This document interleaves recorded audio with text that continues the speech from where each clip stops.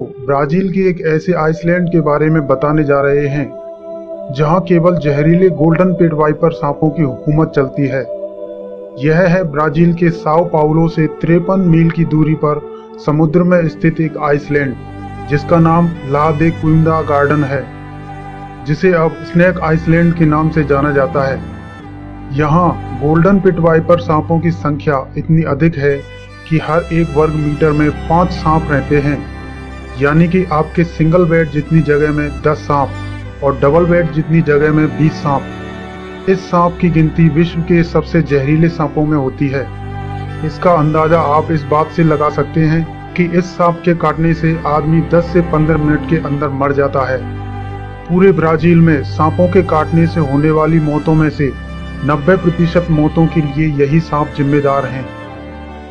इस आइसलैंड का एरिया 4,30,000 वर्ग मीटर है, यानी इस आइसलैंड पर करीब 20 लाख जहरीले गोल्डन पिट वाइपर सांप रहते हैं।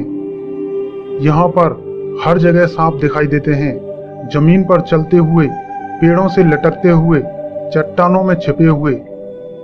जहरीले सांपों की इतनी अधिक संख्या के कारण ब्राजीलियन नेवी ने आम इंसानों का इस पर जाना प्रतिबंध कर रखा है। केवल सर्प विशेषज्ञों को शोध के लिए जाने की आज्ञा है, पर वो भी केवल तटीय इलाकों में शोध करके वापस लौट आते हैं। आइसलैंड के ज्यादा अंदर जाने की किसी की भी हिम्मत नहीं पड़ती। अब हम आपको एक ऐसे परिवार की कहानी सुनाते हैं जो कि इनका शिकार हुआ था। यह आइसलैंड शुरू से ऐसा नहीं था।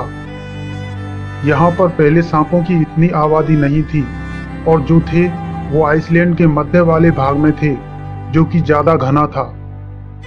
यहाँ पर तट के पास एक लाइट हाउस बना हुआ है, जिसमें कि ब्राजीलियन नेवी का एक कर्मचारी ड्यूटी दिया करता था। यह कहानी है इस लाइट हाउस के आखिरी केयर टेकर और उसके परिवार की। वो केयर टेकर अपनी पत्नी और बच्चों के साथ लाइट हाउस में बने एक कॉटेज में रहता था। ब्राजीलियन नेवी का एक जहाज उनके पास उनकी जरूरत का सामान पहुंचाया करता था, लेकिन धीरे धीरे यहाँ सांपों की संख्या बढ़ने लगी और तट के पास वाले इलाकों में भी सांप नजर आने लगे।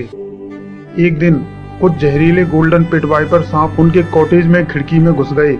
असल में खिड़की का कांच टूट गया था और उनका ध्यान उस पर नहीं गया था। जहरीले गोल्डन पिट वाइपर सांपों को कॉटेज में देखकर सारा परिवार डर गया और जान बचाने के लिए सारे तट की ओर भागे, जहाँ की उनकी नाव बंधी थी।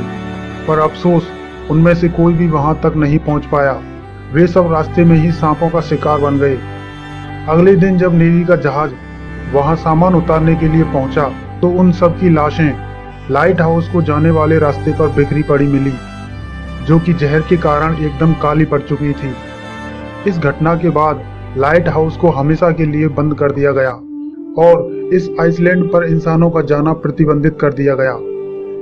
यह आइसलैंड इस रूट से जाने वाले प्रवासी पक्षियों का रेस्टिंग पॉइंट भी है, जो कि इस वीरान टापू पर इन सांपों की मुख्य आहार श्रृंखला है और इन सांपों की संख्या इस हद तक बढ़ने के लिए जिम्मेदार भी है।